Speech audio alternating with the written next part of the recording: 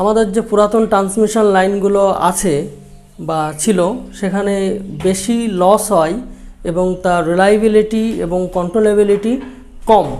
তার জন্য বিগত কয়েক বছর ধরে এই বিষয়ে গবেষণা করা হয় যাতে এই যে সমস্যাগুলো সমাধান করা যায়, এবং তার ফলে যে নতুন একটা টেকনোলজি আমাদের সামনে আসে সেটাই হলো flexible alternating current transmission system or flexible AC system.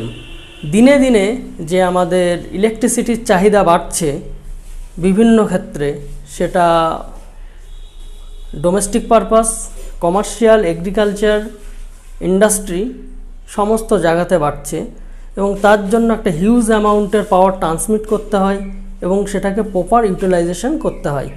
আমরা যে পুরাতন সিস্টেমে হিউজ পাওয়ার ট্রান্সমিট করি তার জন্য খরচটা বেশি হয় এবং সেখানে লস বেশি হয়। সেই জন্য আমাদের এই নতুন সিস্টেম করা হয়েছে। এই সিস্টেমে কি হয় যে পাওয়ার ইলেকট্রনিক্স বেস ডিভাইস ব্যবহার করা হয় এবং কিছু স্ট্যাটিক্স কন্ট্রোলার ব্যবহার করা হয়, এবং ব্যবহার করে আমরা সেটাকেই বলি ফ্লেক্সিবল এসি ট্রান্সমিশন সিস্টেম। এবং ফ্লেক্সিবল এসি ট্রান্সমিশন কন্ট্রোলার কাকে বলবো? এই যে ইলেকট্রনিক্স বেস সিস্টেম এবং যে স্ট্যাটিক্স যে কম্পোনেন্টগুলো ব্যবহার করে যে এসি ট্রান্সমিশন লাইনের যে কন্ট্রোল করা হয় সেটাকে বলা হয় এর কন্ট্রোলার। এবং বিভিন্ন কম্পোনেন্ট যেরকম ক্যাপাসিটার, রিঅ্যাক্টার, যে বিভিন্ন কম্পোনেন্ট সেগুলোকে আমরা এর মাধ্যমে কন্ট্রোল করতে পারি। এবং এটার ফলে যে আগের যে সিস্টেম ছিল ওটাকেই আমরা রেখে দিই, শুধু একটু মডিফাই করি, যেগুলো স্লো ওয়ার্কিং সেগুলোকে পাল্টে দিয়ে ফাস্ট ওয়ার্কিং, এবং যেখানে ডিভাইসগুলো লস বেশি হয় এখন রিপ্লেস করে যেসব ডিভাইসের লস কম হয় আমরা সেগুলো দিয়ে রিপ্লেস করি। তাহলে এগুলোর পাওয়ার কোয়ালিটি ইস্যু কী কী? স্পাইক হয়। স্পাইক ব্যাপারটা কি? যে সাপোজ এরকম একটা সাইনোসয়েডাল ওয়েভ, এবার এখানে একটা শর্ট ডিউরেশনের জন্য ভোল্টেজের মানটা বেশি হলো, এটা স্পাইক। তারপর হারমোনিক্সটা কি? যখন এরকম একটা শেপ থাকে সেটা ডিস্টর্টেড ফর্ম নেয়, অর্থাৎ এটা বিকৃত হয় সেরকম। এগুলো কি হয়? বেসিক্যালি নন লিনিয়ারিটির জন্য হয়, যেরকম personal computer, battery charging, fax, বিভিন্ন কারণের জন্য এগুলো হয়ে থাকে।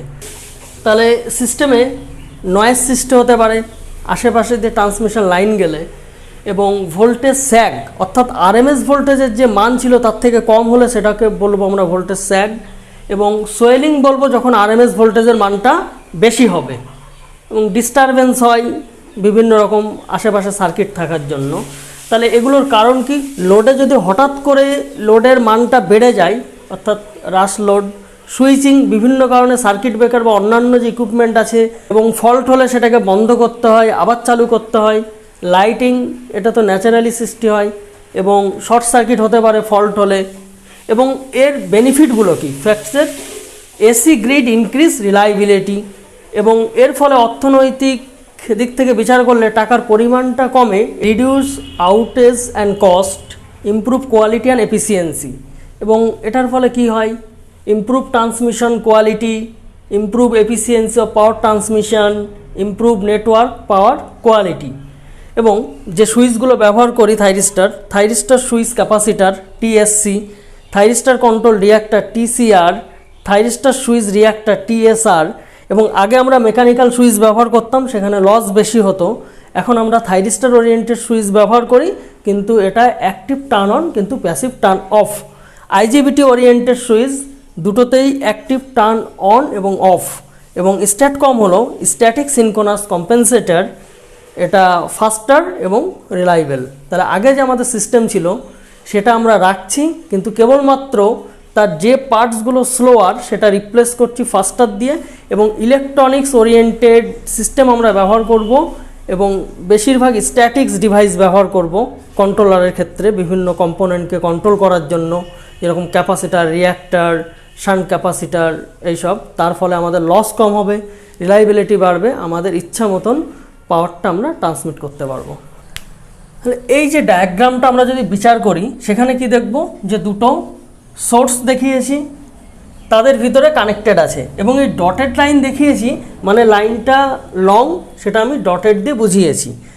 এখন এই প্রথম যে প্যারালাল পাথের ভিতরে প্রথম যে পাথ, সেটাতে আমি ধরছি ইম্পিডেন্স এক্স এবং তার জন্য পাওয়ারটা সাপোজ 2/3 টোটাল পাওয়ারের।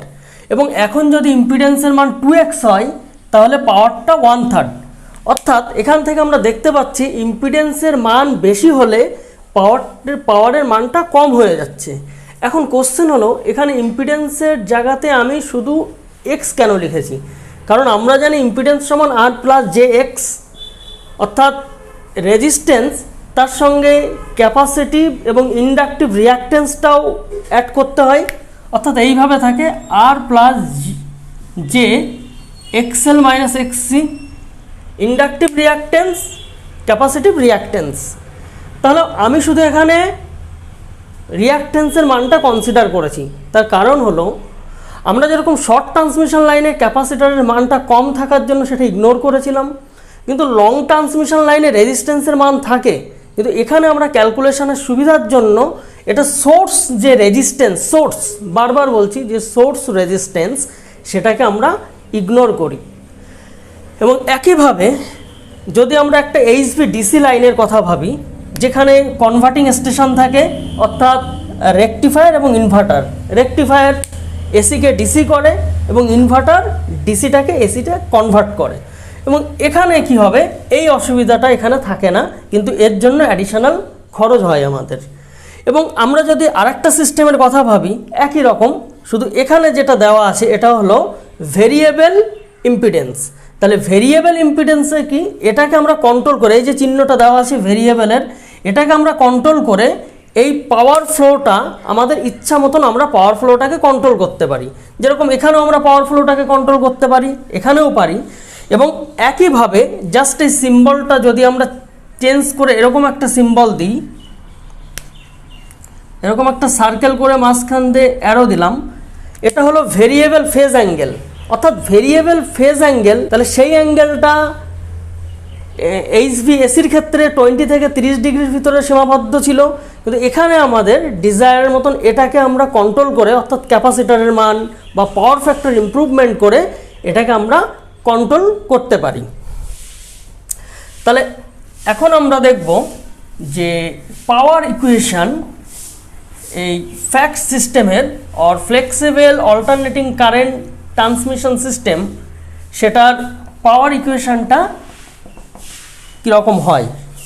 তাহলে সেটার পাওয়ার ইকুয়েশন হয় যে পি সমান VS VR XL minus XCF into sine delta, যেখানে এক্সএলটা হলো series reactance of transmission line এবং XCF controllable series reactance of series capacitor of facts.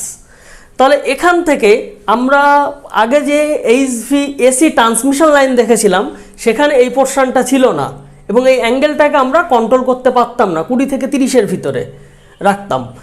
এবং এইচভি ডিসির ক্ষেত্রে যে পাওয়ারের ইকুয়েশনটা ছিল সেটা ছিল পি সমান ভিএস এবং আইডিসি ছিল। তাহলে এখন আমরা এই ডায়াগ্রামগুলো বুঝে নেব।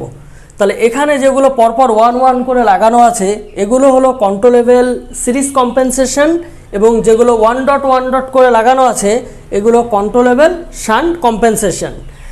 এখন এইগুলো সাধারণত 250 থেকে 350 কিলোমিটার পরপর যে সাবস্টেশন থাকে সেখানে এগুলো ইনস্টল করা থাকে এবং এই মানগুলো বিভিন্ন মান ভ্যারি করে আমরা এই এক্সসিএফ এর মানটা কন্ট্রোল করতে পারি। তার ফলে আমরা যে পাওয়ার যেটা আছে এই পাওয়ারটাকে আমরা কন্ট্রোল করতে পারি।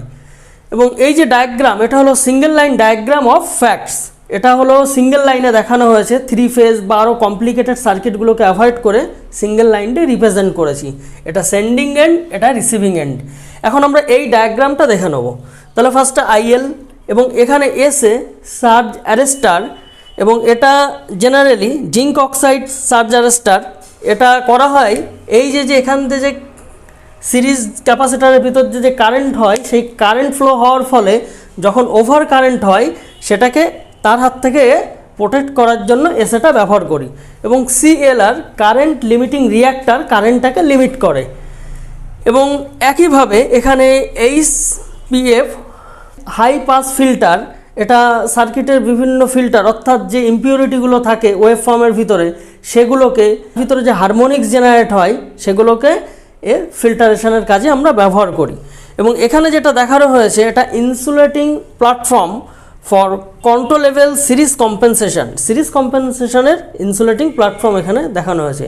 এবং MWC হলো মাইক্রোওয়েভ কমিউনিকেশন চ্যানেল, এবং এখান থেকে বিভিন্ন চ্যানেলের সঙ্গে connected. CCVT coupling capacitor voltage transformer, এটা মেজারিং পারপাস এবং প্রোটেকশনের পারপাস আমরা ব্যবহার করি। এবং এখানে যে IB অর্থাৎ বাইপাস কারেন্ট, এই বাইপাস কারেন্টটাকে আমরা কন্ট্রোল করতে পারি কিভাবে?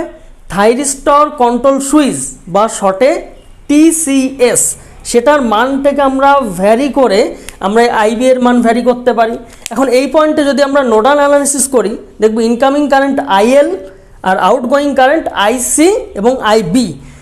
তাহলে এখান থেকে আমরা বলতে পারি যে IL সমান IB প্লাস IC। এখন আমরা IBটা থাইরিস্টর কন্ট্রোল সুইচ TCS এর মাধ্যমে কন্ট্রোল করলে IC এর মানটা আমরা কন্ট্রোল করতে পারবো এবং আমাদের যে ডিজায়ার ভ্যালু দরকার সেখানে আমরা পৌঁছাতে পারবো।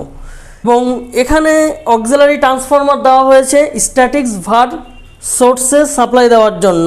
এবং স্ট্যাটিক্স ভার সোর্স যেটা, এটার ফাংশনটা কি? এই যে আমি বলেছি যে সিরিজ এবং শান্ট যে কম্পেনসেশন থাকে 250 বা 350 কিলোমিটার দূরে দূরে সাবস্টেশনে, এবং এখানে যে ভোল্টেজ প্রোফাইলের ভেরিয়েশন হলে এ কী করে, সেই মানটা সাপ্লাই দিয়ে সেটাকে কন্ট্রোল রাখে এবং ইন্টারমিডিয়েট যে সাবস্টেশন সেখানেও এ কন্ট্রোল করে রাখতে পারে। এবং এখানে যে শান্ট কম্পেনসেশন দেখানো হয়েছে গ্রাউন্ডের সঙ্গে কানেক্টেড, এবং ফার্স্টে কী সেন্স করে, গ্রাউন্ডের রেসপেক্টে ভোল্টেজটা দেখে নেয়, এবং যদি ডিজায়ার ভোল্টেজ না থাকে তাহলে এ সেন্সরের মাধ্যমে সেন্স কন্ট্রোলারে পাঠায় এবং কন্ট্রোলার কি করে সেটার মাধ্যমে কন্ট্রোল করতে পারে। তাহলে আমরা যে ডিসকাশন করলাম এখান থেকে আমরা এটা বলতে পারি যে পাওয়ারটা sending end voltage receiving end ভোল্টেজের multiply by XL minus XCF, অর্থাৎ এই XCFটাকে কন্ট্রোল করে আমরা কন্ট্রোল করতে পারি, অথবা এই যে angle sending end voltage receiving এন্ডের ভিতরের যে অ্যাঙ্গেলটা, সেই অ্যাঙ্গেলটাকে কন্ট্রোল করে আমরা এই পাওয়ারটাকে কন্ট্রোল করতে পারি।